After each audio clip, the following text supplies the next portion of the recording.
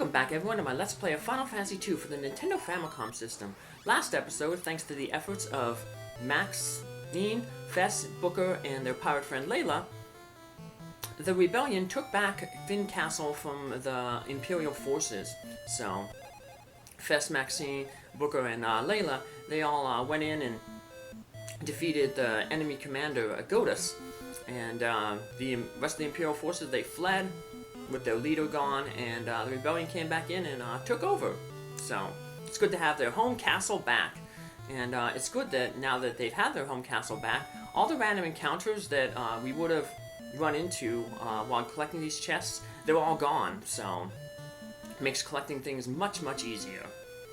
These steps lead to the mirror chamber. The mirror chamber is going to play a role in the plot of the game later on.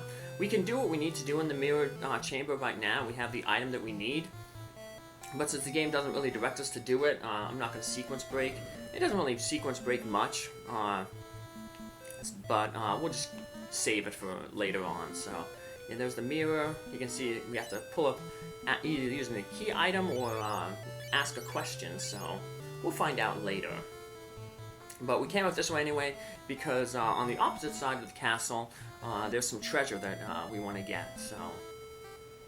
Now, some of the treasure chests will have monsters inside, but, you know, we're going to have to fight them no matter what. So I might as well do it now, like I said, when all the random encounters are gone from the castle. Later on in this episode, we will also end up putting Paul's clue to use.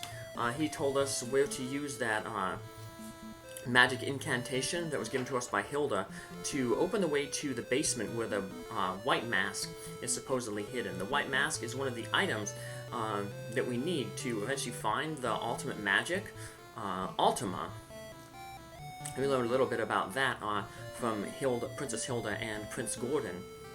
So let's collect some more of these treasures. Now there's a lot of hidden passages. You can kind of guess that there has to be hidden passages because you see these treasure chests.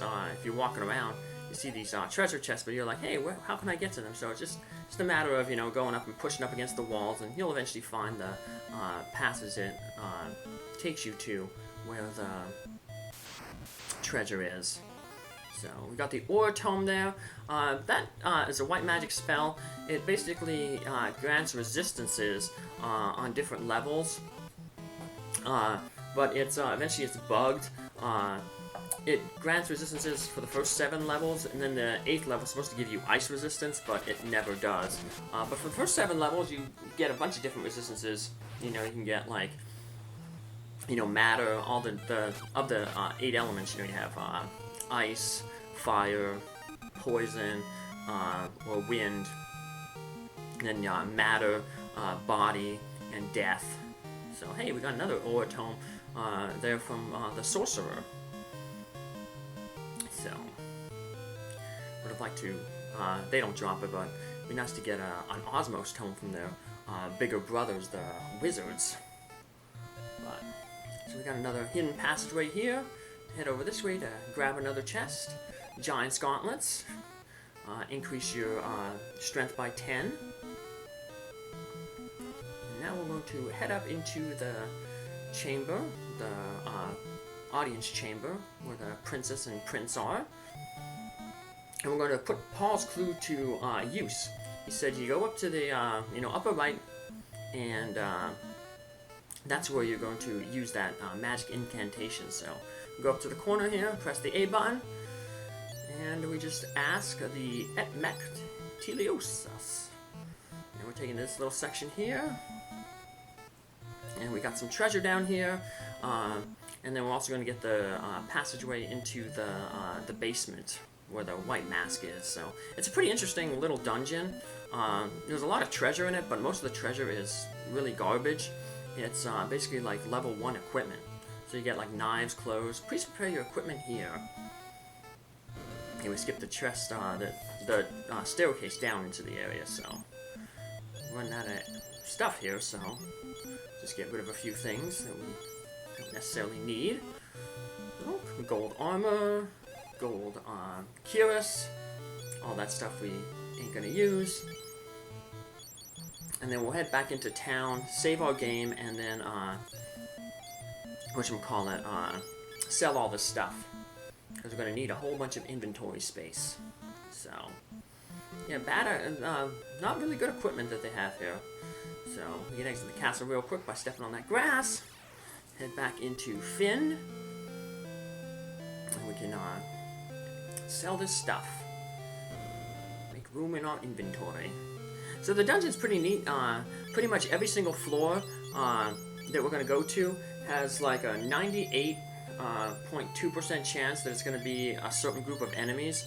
And then the other 1.8% chance of it being an enemy that chance is always going to be those green souls, a group of up to 4 green souls. Those are those souls that just basically cast cure over and over and heal your entire party. So it'd be nice to run into them. It's very beneficial, but you know, like I said, it's a very rare encounter. So we're going to see the same encounters over and over and over and over and over again as we go through this dungeon. So we want to make sure we have some mallets, because one of the enemies in the dungeon, one of the floors, I think it's the second floor, can use the fog spell, which is basically your amnesia spell, which makes your characters mute. So, and they can't cast magic. So if they do that on Fess, well, Fess can't cure it because he can't cast the Insuna spell because he's his brain is fogged, he's muddled. So you gotta smack him in the head with a mallet to get him out of his trance. I guess that's where in Final Fantasy IV, the gag of hitting Yang with the frying pan to get him to remember who he is and to wake himself up comes into play. So it's like a little throwback that you wouldn't really know. So then they also do that same throwback in the After Years, which is kind of like the sequel of Final Fantasy IV. But Yang has a daughter at the time, and you have to get him out of his amnesia state, and her too. And you hit him, because he's a big tough guy, with the frying pan again. But the girl, because she's like, you know, the delicate princess, she actually is a princess, because Yang becomes the king of his nation. She gets hit with just a ladle. Although technically she's not really like delicate, she's one of your better fighters. She's not as strong or have as much hit points as her father, but she makes up for it in agility. She's much faster, has much better speed than her father, so. But both of them characters are really, really good, so. They're basically like the monk characters from Final Fantasy I, where they attack barehanded or with claws, and claws make them so much better in that game, because the claws, they don't add attack power, but they add elements. So you can have like an ice claw, fire claw, a lightning claw. Then there's family claws. There's like a holy claw. There's claws that are good against dragons, claws that are good against like ogres.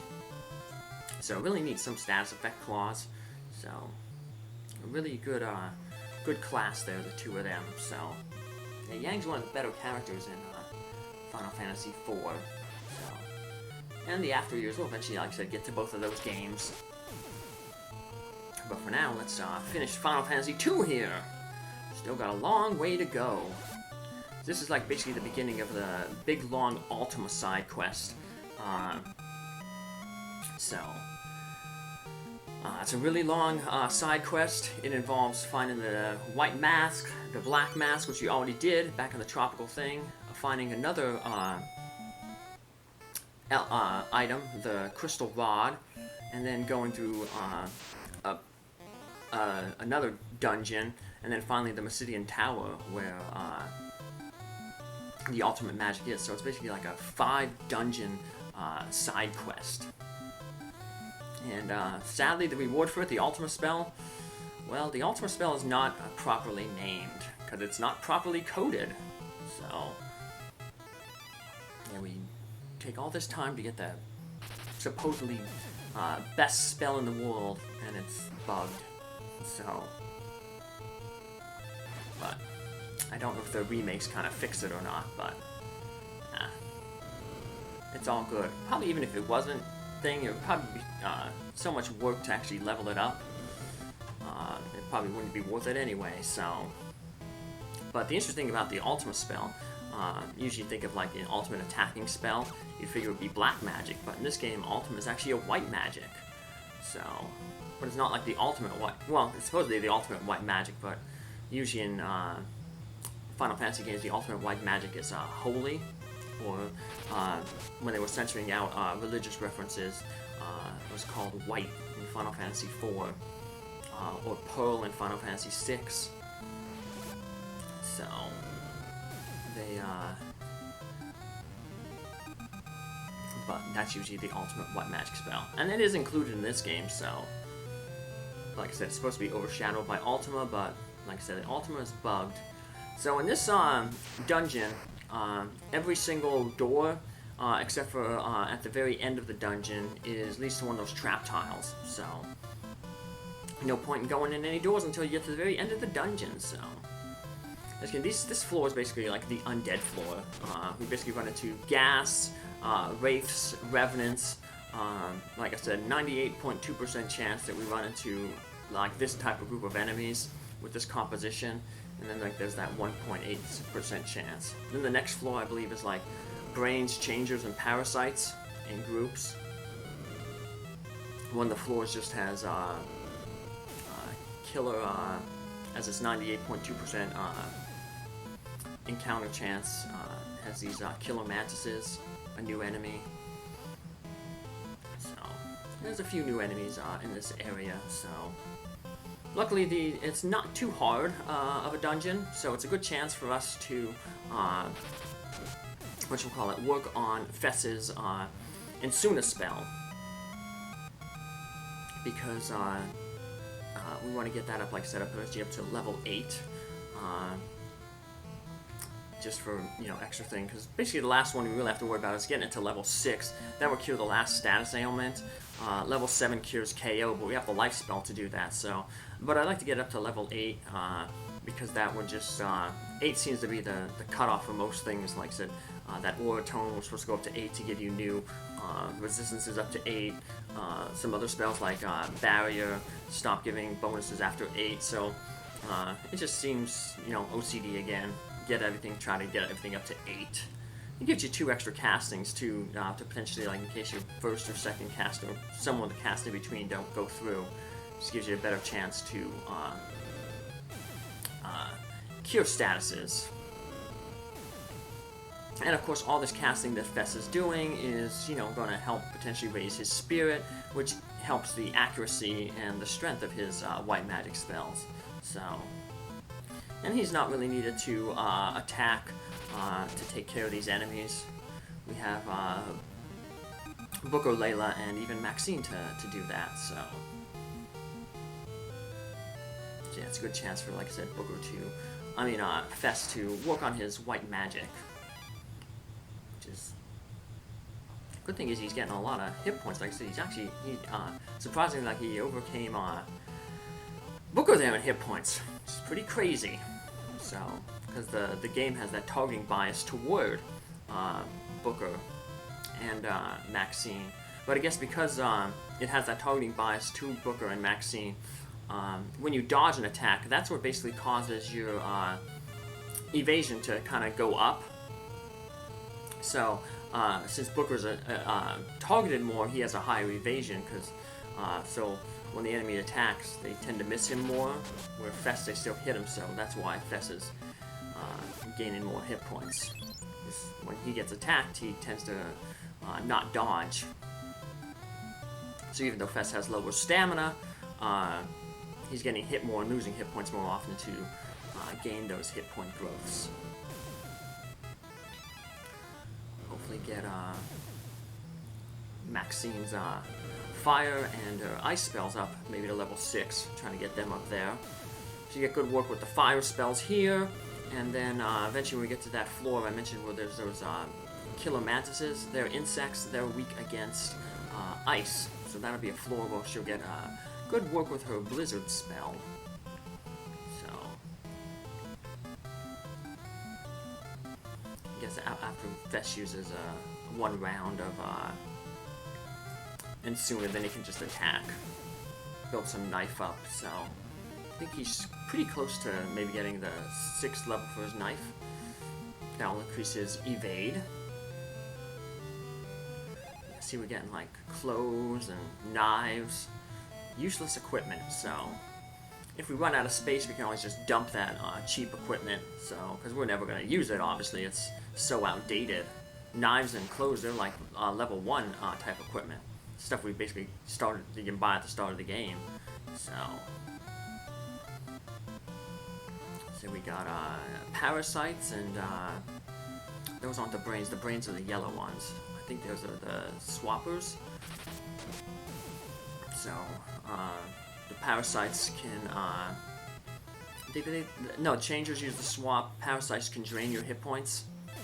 Drain is a pretty, it's a black magic spell. It basically steals hit points. It's like the opposite of Osmos, where Osmos steals magic points and gives them back to you. Drain steals hit points and gives it to you. So, enemies later on will have a drain effect. A lot of enemies, their attacks will have a drain effect. And the interesting thing about drain effects is that it's percentage based. It doesn't care about your defense, and it's based on a percentage of your hit points.